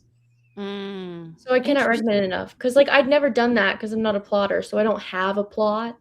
Right. And so there's like things that like I just in my mind I was like this makes sense, but then I'd write a summary and it'd be like, no, that doesn't make sense. So that's why. But I know you guys are plotters, so it's different. Well, yes and no. I mean, I do think it's probably always helpful to do like a chapter. It'd be interesting. I did like almost more bullet points where I did I divided each chapter into quarters, you know? And it might be nice in a reverse outline to do like to force myself to do almost like a 1-sentence summary of each chapter, even to just say like can you even do that, or is the chapter so involved that you literally can't come up with like a single sentence? Because I feel like you probably should be able to come up with a single sentence saying like this is the crux of what happens in this chapter, you know? Like, so I do think I think you're probably very spot on, and it probably would be helpful. I'm definitely gonna like hold on to that little nugget for later once I finally get past, you know, draft 1. So yeah, sorry, I almost sneezed. You're fine. It's like right there. Okay. Yeah, I'm excited to do it just because, you know, like a book is such a big project that it can be hard to mentally like conceptualize all of the bits and pieces because you're like in it. And that's why it also helped to kind of give myself like a little, like, this is what I liked, this is what I didn't like at the end of each chapter. But I think for the reverse outline, I'll be doing the second thing, like you said. I'll be going through it and being like, this is exactly what happened. And I think for me, I'm probably going to do like one sentence for beginning, middle, and end, so that I as the mini arc, like I had explained. So I make sure things are happening. Because in reality, I think one of the bigger problems with my story right now is she's fairly boring. And I know like there's so much that's supposed to be happening, but when you actually like read it, you're like, hey, so I am bored. I'm like act one is more boring than act two. So at least act two is better. But I'm thinking about like other books. Obviously, it is a slippery slope of comparing your book with published books, especially when it's the first draft. But I'm thinking of other books and I'm like, by chapter 3, I was very involved. I was very like neck deep. And I'm like, by chapter 3 here, I'm like, so can we 2 times speed this? I'm bored. So doing that like outline, I think, is going to be super helpful to see how I can pack the plot in more succinctly. Totally makes sense. Very cool. I'm gonna look at the comments like I'm supposed to. 177 words. That's so good. That's awesome. Should have been packing instead. We're looking for the love. Oh, Taylor. Taylor took you up on some Put content, huh? I think it's an excerpt from one of Margot's stories. I think. That sounds amazing. Yeah. Rachel got 5 words. I feel you. And then my brain was so fried, so I tapped out the sprint. LOL, I've been out all day. That's so fair. It happens to us. And I mean, we can only write when we have, obviously there's something to push in yourself, but like if you don't have it in you to write, then it's just going to make you more frustrated. So yeah. Yeah. I support that decision. 100%. This was so fun, you guys. Yeah. We just hit the 3-hour mark. Oh, we did. Look at that. StreamYard's gonna kick me. No, they're not. I'm just messing. Anyway, yeah, this was so fun. Like legitimately, I feel like I haven't talked to you, Evelyn, in like forever. Like not in like the setting where we write together. So this was so much fun. And I feel like it's just so helpful to be able to like bounce ideas off of each other and to like hear other people's like experiences. Like just hearing you guys talk about like all the stuff with like female rage was so cool. Like I just like to listen. I was like, this is so fun. And cause like for my book now, the majority of my characters are 14-year-olds and the majority of them are 14-year-old boys. So I can't relate. But like I have other projects in the future that like have like female characters and like seeing how emotions affect them, and like older female characters too. And so it's like nice to like see that, because I definitely like fall into like the YA like reactions to stuff. Because there's so many moments in my book where, like, I got comments where it was like, this feels emotionally charged. That's and cool. like, I was going to say, is that a bad thing? I don't know. I don't feel like that's necessarily a bad thing. For no reason. Oh, okay. Well, I mean, it's because I have like a character who's very angry and like very vengeful, and sometimes I like go overboard. But also, to your defense, I mean, the characters' lives aren't great, so I mean, yeah, like, you know. I feel like it's appropriate to be, even as an adult, I would be, raging. Be a little mad. Yeah.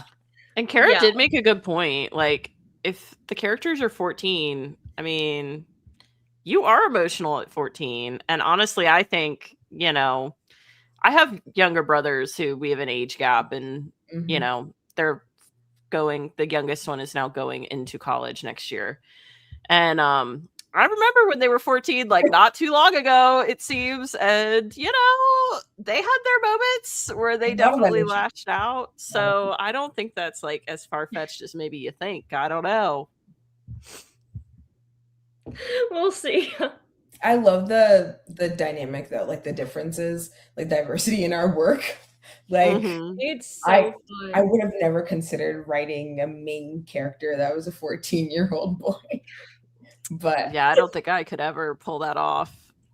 Yeah. no, I think it's I so don't know cool. if I am pulling Yeah. it off, but we're trying. Oh, You're pulling it off. I You're have in no draft doubt. 3. It's been pulled. It's been pulled off. Yeah. This is the way the story came to me in my mind, and it had to be done. You have to honor it.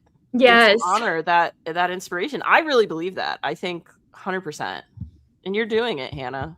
Oh, You're thank doing you. the I damn thing. appreciate I that. think it's so cool, like hearing, just like Evelyn said, like one of my favorite things about authorship is about hearing the different projects because I'm always like I'm like, okay, my work is cool, but then when I hear other people explain things, I'm like, where did you get that from? That is amazing. I want to read that today. See, the thing is, we have the same reaction when we hear you talk about yours.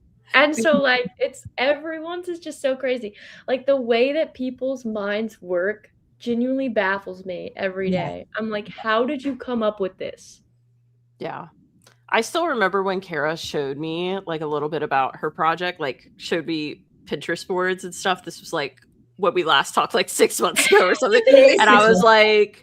I was like, okay, so when this is made into a motion picture, you know, like I want to be notified pronto because I think it's totally like it would just make a beautiful movie. I can just picture it, you know. Thank you. So like you can tell why I describe the life out of things. Yeah. Yeah. And see this is where I'm like, Amazing. sometimes it is integral to the story, you Mhm. know? Like sometimes it really does need to be specified. Like People have that's said that. People have said that like setting is a character. You know, you need to 100%. Yes. yeah, you need to make sure like it honestly makes up like at least half of the story. And you know it's tough when books have like white wall syndrome and you're like reading it and you're just like, but where are we? I'm confused.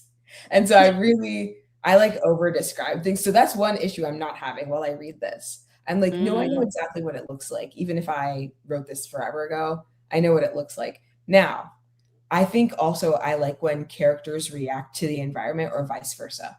I don't think I've Yes. seen enough of that, but I think that is since setting is a character, you have to like react and vice versa. Oh yeah, 100%. Ian, I feel this. This is my life right now. I cannot relate to this more. This is what I have to look Sometimes forward it's 10 to. minutes, sometimes it's forever. This is wow. Your future, my friend. Sorry. The good news is not yet because I'm rewriting draft. I'm like draft 2 is a rewrite. See? Honestly, And honestly, like editing's different for everybody. Some people love editing. And from Yeah. what you've said, Kara, I think you will because you're just glad to have like the source material ready. So yeah. like you have what you need. You have all your tools. I think honestly, draft 2 might be the best. Like this phase right now might be my most like I might end up loving it the most because I have source material so I don't have to like look at a blank page per se, but I am rewriting the story so it is still kind of like drafting because I have to completely like rehaul the plot. It's not what it needs to be. So I think this is the best place to be versus I'm not saying anything, but versus when I like hit draft 2, like I finished it and I'm doing draft 3, and that's a time when I have to like, it's still not line editing. It's like, hey, this sounds really great, but this is a plot hole, and then I have to like fix 10 paragraphs. Yep. That's the part where I'm not ready for that. So I love this like this space right now where it's just like I have something, it's not blank pages, but I get to make it better, like rewrite it. I think I like that. Yeah, that makes a lot of sense. Yeah, well, you'll be hearing from me from the trenches once I reach draft 3 with Hannah and Ian. I will say this. There will be many crash outs. Ah, And you will think to yourself like, how am I actually going to do this? Usually, it's not as bad as you think it is. I will say I am changing a character's like entire motivation backstory. And I don't, and it's really not causing too many problems. Okay. So there will be things that you're like, okay, I have to rewrite my entire book. And then there will also be things where you're like, this isn't that bad. I just have to change a few things to make it work because this was the way it was always supposed to be. So I will say that. Yeah. So don't crash out and have like nightmares every night. It'll be okay. You'll get through it. That's my advice. Yeah. Another thing is definitely just like I try to ask questions. Like I'm reading this and I'm like, hey, so this like a character's motivation. I'm like, this has to change. Like this is like I can tell it was forced to fit the plot. It does not at all. Mm-hmm. So I'm like, instead of trying to figure out everything at once, I'm just like, hey, so in draft 2, what should like why are they here? They have no business being here. They need a good motivation to be here. How can I put them here? Gotcha. Yeah, so you'll be hearing from me. Expect to hear from me soon. Yes, but in the meantime, Evelyn will be finishing her draft. I'm so excited. I'm gonna try. You got this. Let's see what happens. You're gonna do this. You're almost there. Yeah. I can't wait. Oh yeah. I definitely feel like I'm leaving the stream tonight with very positive energy from you guys, you know, like very can-do energy. So I'm going to carry that with me into these final chapters, or do my best to, at least. I'm going to try to. We'll keep reminding you. Oh. You guys are so sweet. We need to send encouragement texts. Yeah.